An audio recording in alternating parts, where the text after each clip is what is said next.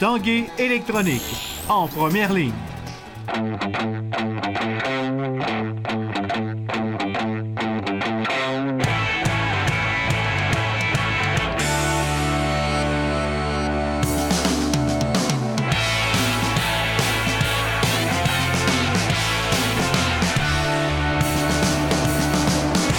À tous, bienvenue à l'Esprit sportif. Dans l'émission, aujourd'hui, un peu plus tard, on vous parle de la 21e saison du club de football Rouge et Or. Ça s'amorce en fin de semaine avec un match pré-saison. Également, une rencontre avec Claude Giroux qui fera partie de l'équipe canadienne à la Coupe du monde de hockey. Mais d'abord, parlons des Remparts de Québec dont le camp d'entraînement a débuté hier avec l'arrivée des joueurs recrues. Les joueurs recrues qui ont quitté pour le Saguenay pour un tournoi à la ronde. On en a parlé avec l'entraîneur-chef Philippe Boucher.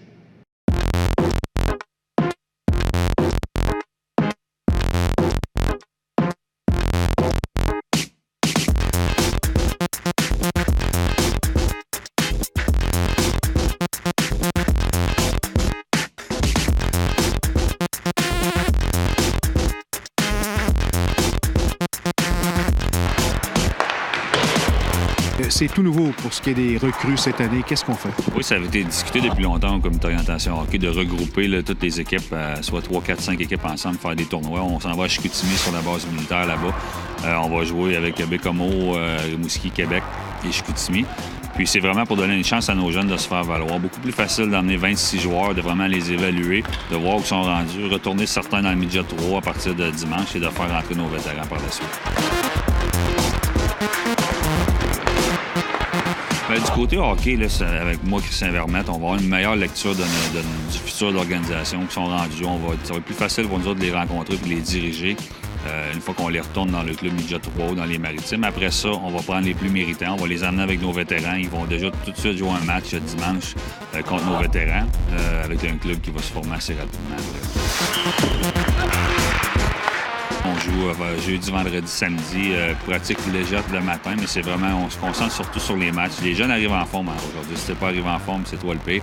Les jeunes arrivent en forme, on veut voir en situation de match où ils sont rendus, puis on va le voir assez rapidement.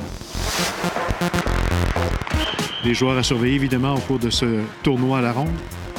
C'est sûr qu'on a hâte de voir Coxhead, on ne se le cachera pas. Là, notre choix de première ronde, j'ai hâte de le voir. J'ai hâte de voir Fitzpatrick devant les buts aussi. Puis on a certains vétérans aussi, là, des jeunes vétérans là, qu'on amène avec nous autres, mais j'espère que certains vont s'affirmer et qu'ils vont nous montrer qu'ils sont prêts à faire le club.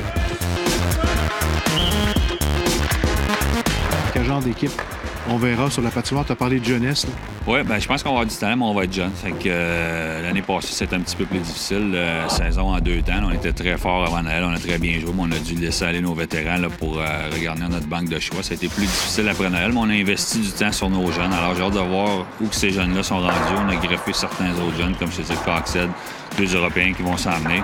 Va falloir être patient. Des soirs, je pense que ça va aller très bien. On va avoir avec du talent, on peut accomplir de belles choses, mais avec la jeunesse aussi, des fois, ça peut être un petit peu difficile. Fait que va falloir être patient, va falloir aider ces jeunes-là à progresser jour après jour, mais je pense qu'on va avoir une bonne équipe d'hockey.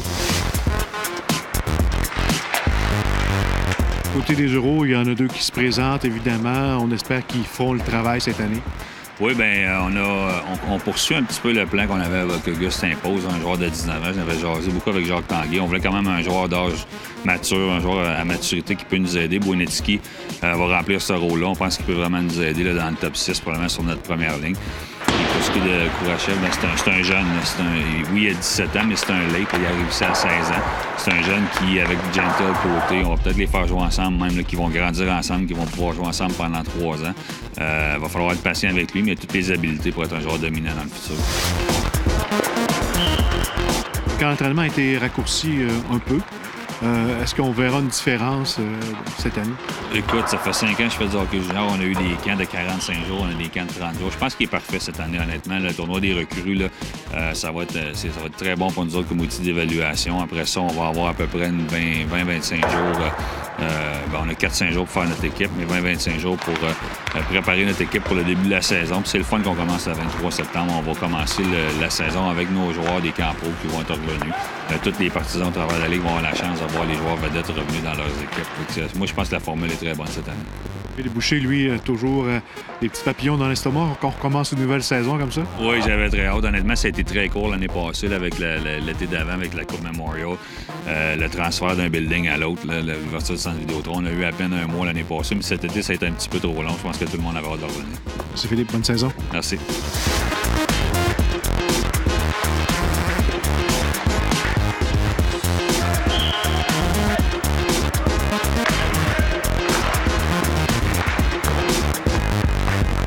On demeure dans le domaine du hockey. Cette fin de semaine, le joueur des Flyers, Claude Giroux, était à Québec dans le cadre du bootcamp. Il sera évidemment l'un des joueurs de l'équipe canadienne à la prochaine Coupe du monde de hockey. Stéphane Turcot l'a rencontré. Le 28 des Flyers a 28 ans, mais a déjà fait beaucoup de chemin dans la Ligue nationale. Plus de 500 matchs, plus de 500 points.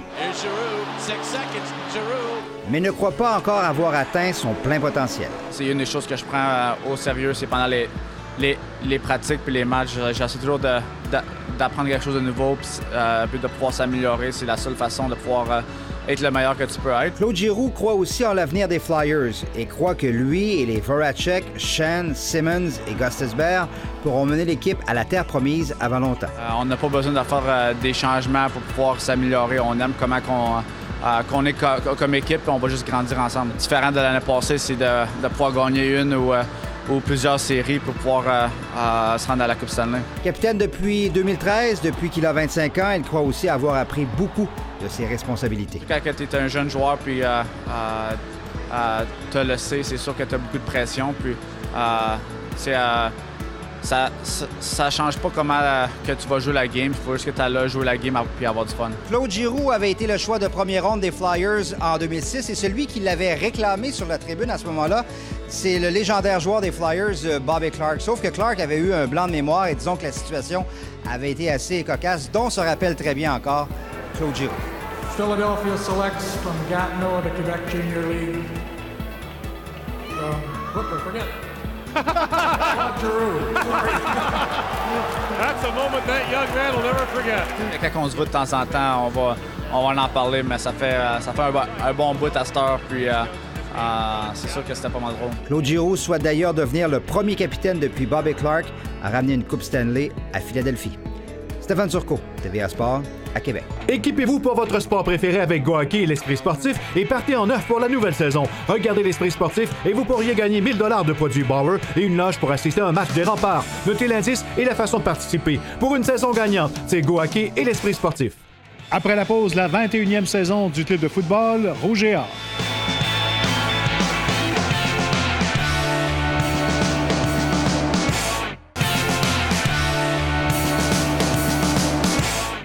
Quelques jours après le début du camp d'entraînement, la saison du club de football Rouge et Or s'ouvre en fin de semaine avec la présentation d'un match hors concours face à l'Université de Carleton. Reportage.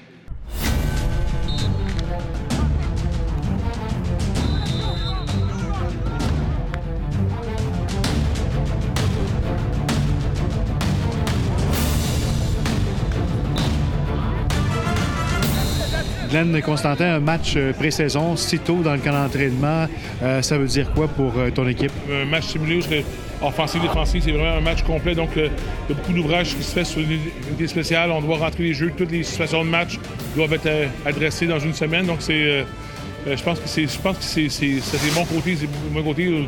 Je pense que les choses vont quand même bien. Sauf qu'on se peut servir de bord et on va bénéficier quand même de 2 semaines pour corriger le tir. Carleton, c'est un bon test pour voir tes jeunes sur le terrain? Carleton, c'est une équipe qui me fait étrangement penser à une équipe 99. C'est une jeune organisation. Ils ont eu beaucoup de bons recrutements dans les 3-4 dernières années. Et c'est une équipe qui est rendue à maturité. Ils ont beaucoup de vétérans de 4 ans. Un carrière de 5e année aussi, donc qui est un transfert. C'est une équipe qui est super athlétique. Donc, on s'attend à avoir un très bon défi. Plusieurs joueurs ont quitté l'équipe cette année. Est-ce que c'est plus difficile cette année de les remplacer? Je pense que heureusement qu'on a eu du bon recrutement dans les dernières années. Pas seulement juste la dernière année, mais les joueurs qui sont fin prêts à jouer, des joueurs qui étaient en formation pendant 1 an ou 2 même, qui ont des rôles accrus maintenant de partants, des gars qui ne s'habillaient pas, qui sont rendus des réservistes qui sont rendus partants. Donc, on a eu du bon recrutement, on les développe bien. Je pense que l'équipe, les joueurs sont prêts à jouer et contribuer. On ne devrait pas avoir une grosse diminution de production. Ça débute rapidement la saison avec un match pré-saison. C'est différent de commencer ça rapidement après 6 jours seulement de camp d'entraînement? Ben, c'est sûr que ça demande un petit peu plus d'assiduité en pratique et en meeting, mais c'est sûr que pour nous, c'est un beau défi de pouvoir jouer un match complet après seulement une semaine de camp. Puis je pense que ça va nous permettre de progresser plus rapidement comme équipe. Est-ce que vous sentez qu'il y a un vent de jeunesse qui pousse? Oui, un vent de jeunesse, oui puis non. Je veux dire, je pense que la structure ici est bonne, là, que ça passe par coach Constantin ou coach Fortier en défensive. Je pense que autant il y a des joueurs qui partent, mais ça c'est pour toutes les équipes. À chaque année, c'est ça le football universitaire. Je pense autant qu'on a des jeunes de première année puis des jeunes vétérans aussi qui sont prêts à step up tout de suite. Là. Du côté du Rouge et Or, on amène de la nouveauté là, à l'entour des matchs qui seront présentés ici au Stade du PEPS. Alors cette année, on va offrir l'avant-match Rouge et Or présenté par Budweiser. Un avant-match qui offrira aux gens qui désireront 2 consommations et de la nourriture à volonté pour la modique somme de 23 $. Taxe incluse, bien entendu. Alors, les gens pourront se rendre dans une zone contrôlée, une zone animée, et il y aura toute espèce d'animation qui vont servir à créer de l'ambiance et à faire en sorte que dans les 2 heures qui précèdent un match, les gens puissent en profiter et avoir beaucoup de plaisir. Ça fait 2 ans que votre parcours s'est arrêté à la finale de la Coupe Dunsmore. La première fois, c'était vraiment au début du programme.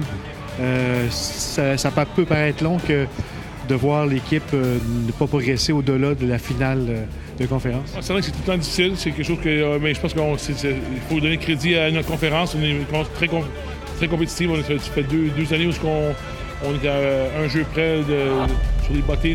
Donc pour nous, c'est de passer à travers ça. Je pense qu'on n'a pas de complexe d'infériorité devant personne. Je pense que c'est des matchs qui sont très, très chaudement disputés. Je pense qu'on a encore les éléments ici pour compétitionner pour la Coupe Dunsmore et on croit que l'équipe qui sort du Québec a une très bonne opportunité de gagner les grands honneurs.